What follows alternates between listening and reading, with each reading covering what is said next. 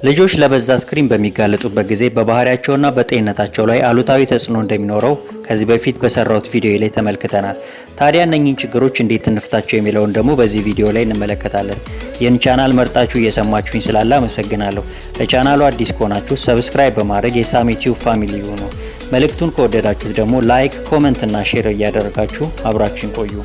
እንግዲህ ልጆች የነገ ሀገር ተስፋ እንደመሆናቸው መጠን ከወላጅና ከታላላቆች ብዙ ኃላፊነት እንደሚጠበቅ የታወቀ ነው። ከኃላፊነቱም አንዱና ዋነኛው የስክሪን ጊዜያቸውን መቆጣጠር ነው። በዚህ ቪዲዮ ላይ 7 ወሳኝ ነጥቦችን አነሳለሁ። አንደኛ፣ ለልጆች የስክሪን ጊዜ ገደብን ማበጀት።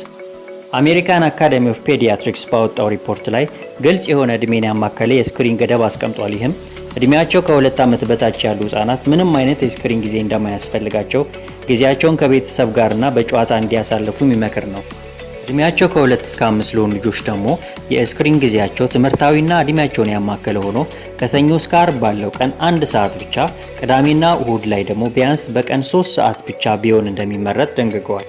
እድሜያቸው 6 እና ከዛ በላይ ለሆኑት ደግሞ ስፔሲፊክ የጊዜ ገደብ ባያስቀምጥም ወላጆች እድሜያቸውን ያማከለ ሚዲያ በመምረጥ ስክሪን የሚጠቀሙበትን ጊዜ ሊሚት ማድረግ እንደሚገባቸው አስቀምጠዋል። ስለሚያዩት ነገር ከልጆች ጋር በግልጽ ማውራት ለሚፈጥርባቸው ጥያቄ ተገቢውን መልስ እንዲያገኙ ይረዳቸዋል። በተጨማሪም ከሚያዩት ነገር ውስጥ ጥሩ ጎኑንና መጥፎ ጎኑን መለየት እንዲችሉም ያግዛቸዋል። ሁለተኛ፣ ለልጆች ከስክሪን ውጭ የሚያሳልፉበትን አዝናኝ ሁኔታ መፍጠር። ልጆች ከስክሪን ውጭ ሊያደርጓቸው የሚችሉት ነገሮች ለምሳሌ ማንበብ ወይም ማጥናት፣ ስዕል መሳል፣ ሳይክል መንዳት፣ ኳስ መጫወት፣ መዋኘትና የመሳሰሉት።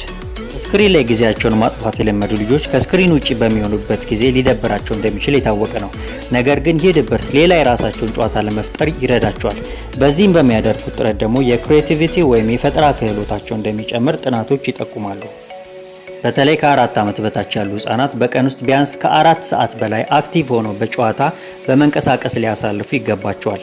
ቁጭ ብለው ስክሪን ላይ በሚያሳልፉበት ጊዜ ብዙ ስለማይንቀሳቀሱ ለኦቤሲቲ ወይም ያለ ልክ ውፍረት እንደሚጋለጡም የልጆች የጤና ባለሙያዎች ይናገራሉ። ሌላው በሳምንት ውስጥ ከስክሪን ውጭ የሆነን ቀን መለየት ነው። በዚህ ቀን ውስጥ ከቤተሰብ፣ ከመጽሐፍቶች እንዲሁም በተለያዩ ጨዋታዎች ጊዜያቸውን እንዲያሳልፉ ይረዳቸዋል። ሶስተኛ፣ በቤት ውስጥ በየቦታው የሚነበቡ ነገሮችን ወረቀት፣ መጻፊያ እስራስ ወይም እስክርቢቶ በብዛት ማስቀመጥ። ይህ በሳሎን፣ በመኝታ ቤታቸው እንዲሁም ልጆች በቤት ውስጥ በሚያዘወትሯቸው አካባቢዎች ቢሆን ይመረጣል።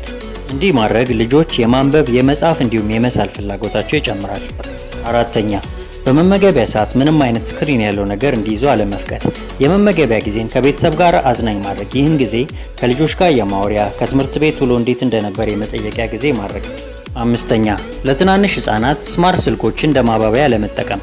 ብዙ ወላጆች ይህን ሲያደርጉ ይስተዋላሉ። ይሄ ልጆችን የስልክ ፍላጎታቸው ይበልጥ እንዲጨምር ያደርጋቸዋል። ስድስተኛ፣ ስክሪን ያላቸውን ነገሮች ከልጆች መኝታ ቤት ማራቅ። ይሄ በጣም ወሳኝ የሆነ ነገር ነው። ቲቪ፣ ፕሌይስቴሽን፣ ኮምፒውተር ወዘተ መኝታ ቤታቸው ገባ ማለት የሚያዩትንም ሆነ የሚያዩበትን የሰዓት መጠን ለመቆጣጠር አዳጋች የሚሆኑበት ሁኔታ ይፈጠራል። ይሄ ደግሞ የእንቅልፍ ጊዜያቸውን ይሻማባቸዋል።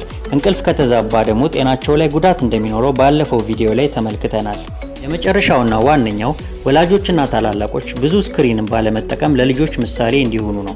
ያኔ ልጆች ወላጆቻቸውና ታላላቆቻቸው እንደ ሞዴል ስለሚያዩ ከስክሪን ለመራቅ አይቸገሩም። ያስታውሱ፣ እነኚህን ነገሮች የተጠቀምን ልጆች ከስክሪን በራቁ መጠን ሽልማቶችን መሸለም ይበልጥ ሙከራችንን ውጤታማ ያደርገዋል። ግን እባክዎ ሽልማቶ መጽሐፍት እንጂ ቪዲዮ ጌም እንዳይሆን። ስለተከታተላችሁኝ አመሰግናለሁ። ከተመቻችሁ ሰብስክራይብ፣ ላይክ እና ሼር አድርጉ። የተለያዩ ጥያቄዎችና ሀሳብ ካላችሁ ደግሞ ኮሜንት ላይ ጻፉልኝ። አመሰግናለሁ።